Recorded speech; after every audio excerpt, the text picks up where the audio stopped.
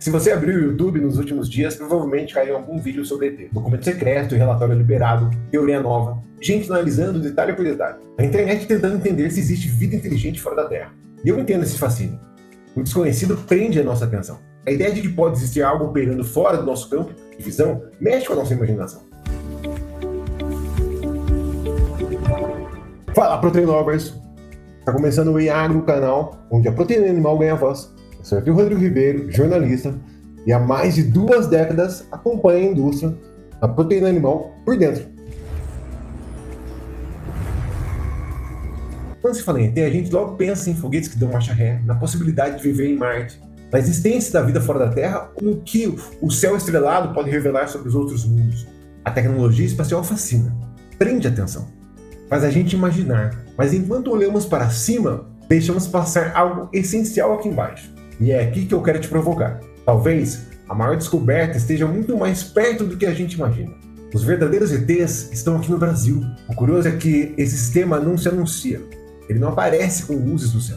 Não deixa rastros óbvios. Ele simplesmente atravessa a vida de todo mundo todos os dias. Está nos efeitos, nas escolhas, nas ausências, nas pequenas dependências que a gente só percebe quando alguma coisa sai do lugar. E talvez seja por isso que ele seja tão difícil de enxergar. Porque nunca esteve escondido. Esteve perto demais. E talvez seja aqui que a história vire. Porque enquanto muita gente olha para cima tentando decifrar sinais do céu, existe um outro tipo de sinal acontecendo bem mais perto. Um sinal silencioso, repetido e diário. Tão presente que parece normal. Tão essencial que quase desaparece. E agora vem um ponto.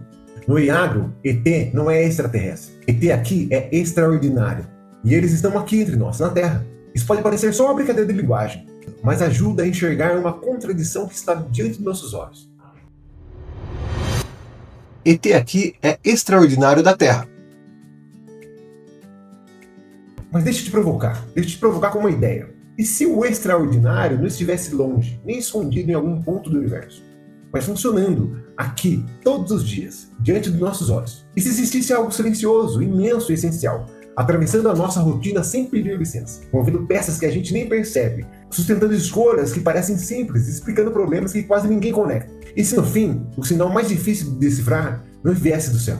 Existe um grupo operando no Brasil que muita gente ainda não consegue enxergar. Eles não aparecem como mistério do céu, não chegaram de discos voadores, não vieram de outro planeta, mas todos os dias operam uma das infraestruturas mais sofisticadas e mais invisíveis do país, a produção de alimentos. Enquanto a internet discute os fenômenos inexplicáveis do céu, o Brasil convive com uma inteligência avançada funcionando debaixo do nosso nariz. Uma inteligência feita de genética, sanidade, nutrição, logística, tecnologia, gestão de risco, ciência e decisão. Eu chamo esse grupo de ETs, mas não os do espaço, os extraordinários da Terra. Eles estão entre nós e talvez o maior mistério do Brasil não esteja no céu, esteja no campo, que a cidade desaprendeu a enxergar. A desconexão não é geográfica, é cognitiva.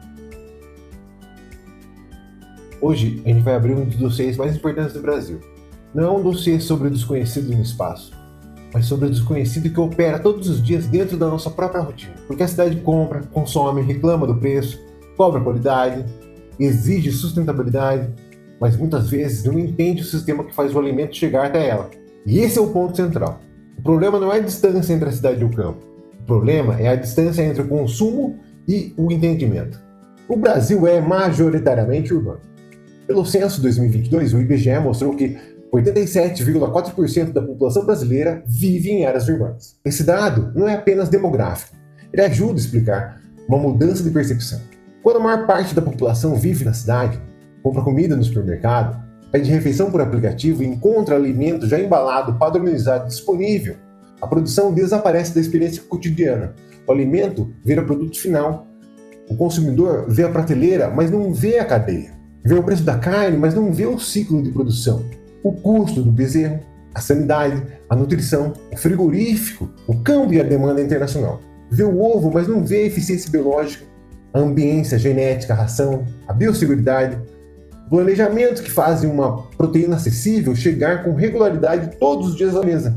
Vê o leite, mas não vê a rotina da qualidade, resfriamento, coleta, transporte, indústria, derivados e distribuição. Vê a ração do cachorro no pet shop, mas não percebe que até ali existe um grão, proteína, um mineral, uma vitamina, formulação, extrusão.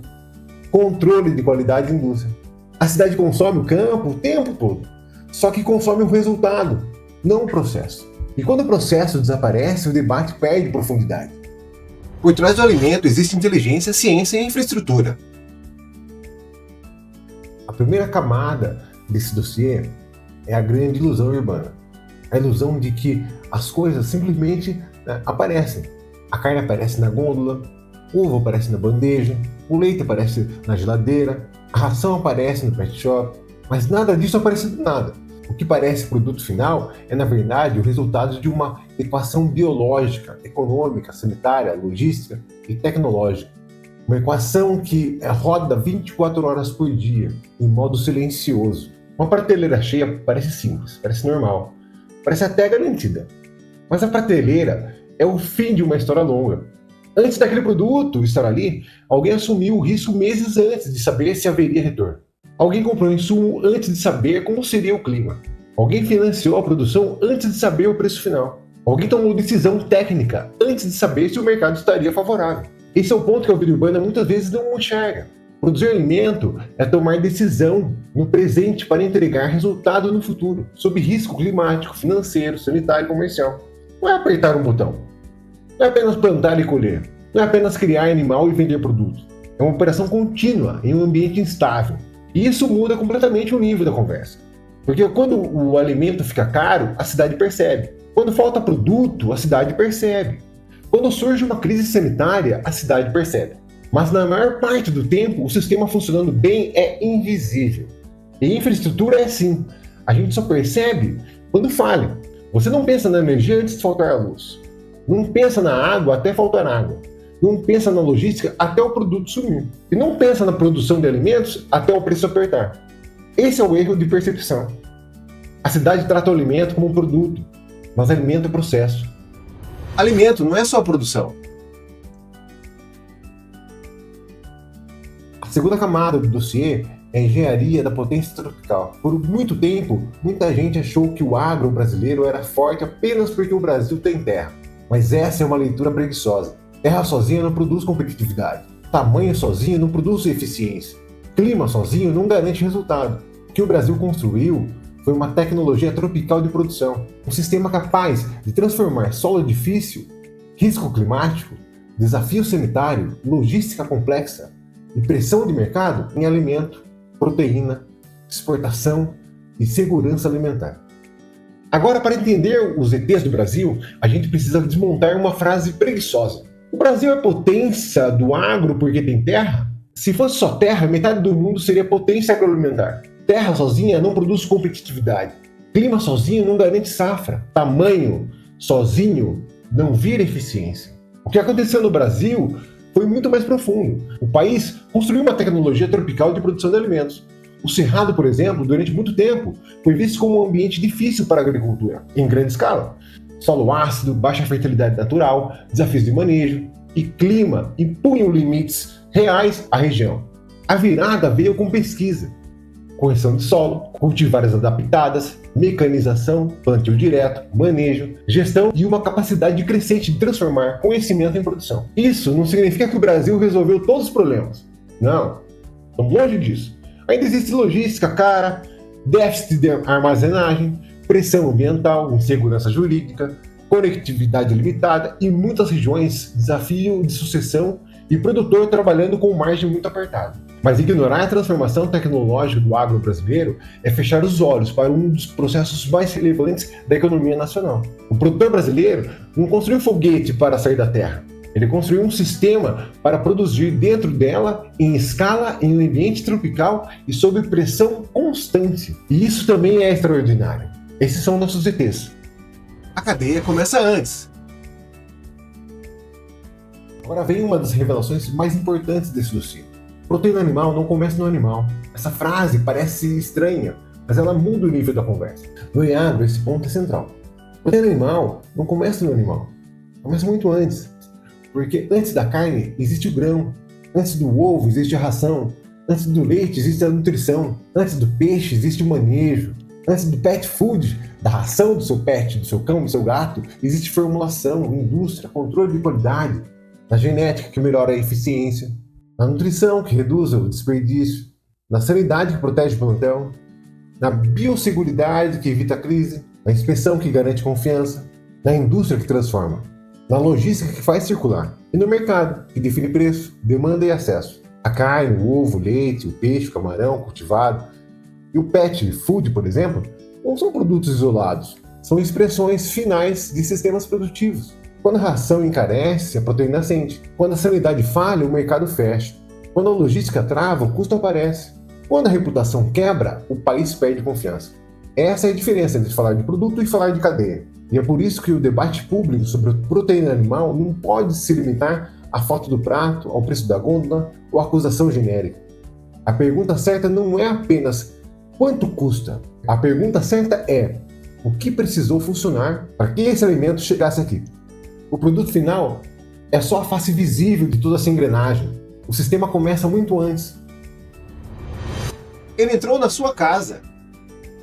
Talvez o exemplo mais curioso dessa invisibilidade seja o mercado pet food de alimento para cão, gato. Né? Muita gente que se sente distante do agro alimenta um cachorro e um gato todos os dias, com um produto que depende diretamente de cadeias agroindustriais. Ração pet não nasce em um universo paralelo urbano. Ela nasce de ingredientes, formulação, tecnologia, de processamento, controle de qualidade, logística, nutrição e indústria.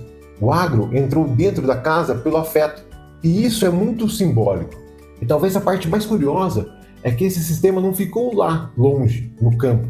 Ele entrou na sua casa, entrou no café da manhã, no almoço, no jantar, no delivery, no supermercado, na geladeira e até no pote de ração do seu cachorro e do seu gato.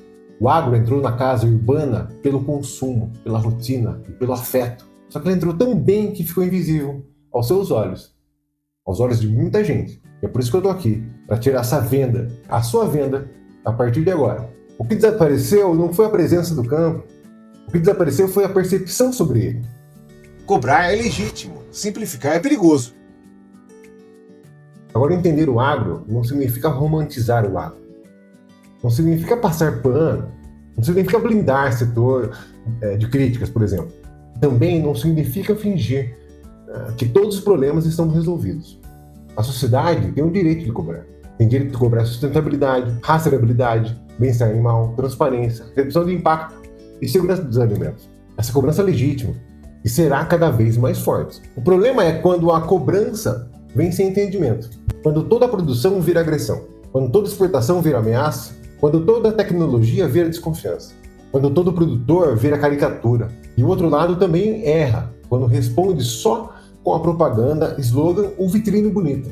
Quem acusa sem entender, perde a chance de cobrar melhor. Quem se defende sem explicar, perde a chance de desconstruir confiança. O Brasil precisa sair desse jogo raso, porque a produção de alimento no século XXI não será medida apenas por volume, será medida por prova de origem, prova de processo, prova de sanidade, prova de sustentabilidade, prova de rastreabilidade, prova de responsabilidade. Não basta produzir muito, mas você precisa provar melhor. O futuro será comprovável. O agro do futuro não será apenas produtivo, ele será comprovável. Eficiência terá que ser medida, sustentabilidade terá que ser demonstrada, rastreabilidade terá que ser acessível, reputação terá que ser construída todos os dias. Isso muda o papel da comunicação, da tecnologia, da ciência, da liderança do setor. O campo não é passado, o campo é infraestrutura estratégica. E como toda infraestrutura crítica, precisa funcionar, precisa ser explicada e precisa ser compreendida. Talvez seja por isso que a analogia com os ETs funcione, porque para quem olha de fora, tudo parece distante demais, complexo demais, quase de outro mundo. Mas para quem está dentro, é rotina, é operação, é risco, é decisão, é execução. É gente fazendo acontecer todos os dias, debaixo de chuva, debaixo de sol. Eles sempre estiveram aqui. Então, da próxima vez que você assistir um vídeo sobre o tema, assiste. Se diverte, pensa no universo, mas depois olha para o seu lado, porque talvez o maior mistério do Brasil não esteja no espaço. Está aqui, funcionando, todos os dias, diante de nossos olhos. Os ETs do Brasil estão entre nós, não vieram de outro planeta, sempre estiveram aqui na Terra. São produtores, pesquisadores, técnicos, lideranças, trabalhadores, cooperativas, empresas e cadeias inteiras que transformam o desafio tropical em capacidade produtiva. E entender isso não é opinião, é realidade. O agro é extraordinário. No fim, o dossiê não revela uma conspiração, revela uma cegueira. O campo nunca esteve tão distante da cidade como muita gente imagina. Ele está no prato, na prateleira, no preço, na indústria, na exportação, na ração do pet, na segurança alimentar e na capacidade do Brasil de produzir em escala em um ambiente tropical complexo, arriscado e competitivo. Cobrar esse sistema é legítimo. Auditar é necessário. Exigir sustentabilidade, rastreabilidade, transparência, bem-estar animal e responsabilidade é o caminho.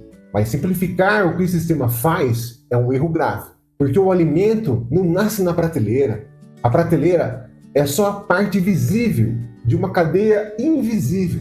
O primeiro passo é ajustar o olhar, nem romantizar, nem demonizar. Entender, porque o campo não está distante da cidade. A cidade é que perdeu a capacidade de enxergar o campo. Curta, comente, inscreva-se no canal e compartilhe com quem precisa enxergar essa nossa conversa com mais profundidade. Eu sou Arthur Rodrigo Ribeiro, jornalista. Este é o canal Agro, a voz da proteína animal. Até o próximo vídeo. Eu espero você. Até lá!